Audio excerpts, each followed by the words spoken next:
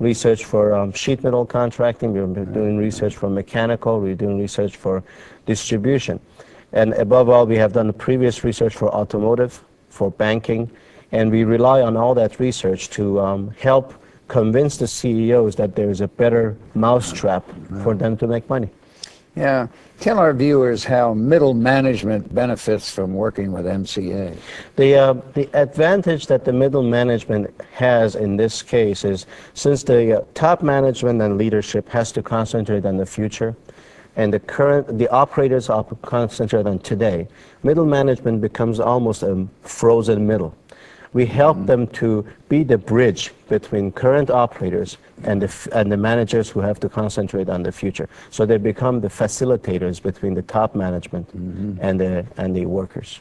It's like the White House staff and the bureaucracy and the president. Exactly. They should help communication and not block it. That's you know that better than I, Al. Yeah, do I ever. Now, what is involved in helping companies build their own operational models? Initially, what happens after the assessment, we then take the top managers to about 1 or 2 day retreat to an offsite. And we bring the principals and help them build the operational models, the skeleton, the outside walls. And then from there, we create the cross-functional teams, which again, the success factors for Nissans, Toyotas of the world, GMs of the world are because of the cross-functional teams. And then we teach the cross-functional teams the principles of the system design, principles of learning organization, principles of waste reduction, and that's how the process of transformation both happens individually and by the organization. We treat the organization as an entity, and it could take anywhere between 2 to 5 years for a transformation. Right. Now, can companies take these processes and models that you create and easily implement them? The models need to be developed by every location, but the principles, yes. I distinguish between the two. Principle, as I said, is like force is equal mass times acceleration. You can use it in an airplane, in a bicycle, or in a car. So if the top management understands the principles, yes, they can apply it across the board. But the models, they have to be very careful. We have made that mistake previously, that we allowed the companies to transform models from one location to another, from one army base to the next, or from one bank to the next. That fails, because the people people in that location have to see their signature on designing the models. That's good. Now, do you stay with them to get this part of the process going? Yes. The first couple years is very difficult. It's an embryo case. You have to constantly work on the management to start trusting their people, that the people have the solutions. We don't have the solutions. Their people have the solution. To start trusting their people to build the models. The issue is going to be, historically, you just cannot empower people. Empowerment is not real, because how could you empower anybody without information? Okay, so what we work with the people, with the worker bees, literally, is that for them to recognize that their segment of the work is not the only segment. Okay, what is the ripple effect of what happens from one segment to the next segment? And my own experience in manufacturing suggests that the hardest nut to crack is the engineer. Absolutely. He's the fellow that resists change doggedly. Absolutely, because he doesn't see his input in it. Exactly. No, get his input in it and he will do it. That's right. Now, how does your model improve morale? Well, you'll be surprised.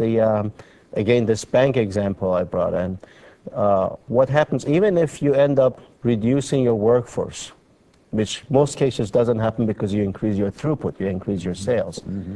Now people see really what they are doing daily is what is coming from themselves. Now, even if it means just one piece of one process is somebody's idea, okay, because that's the solution. That would improve the morale of the Very good. Now, can companies quantify an increase in job satisfaction? Is it measurable? It's a measurable issue, and above all, what the companies quantify is primarily on profitability. And you know, if the company makes happy, as Jack Welch again repeats, everybody is happy. That's typically what happens. Through these processes, 20-30% increase on gross profit is very normal.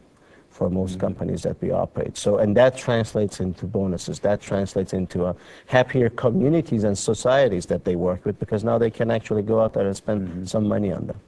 Now, at this juncture, Perry, we talk about the future, the near-term future. What do you see in your industry, your business, over the next year or two?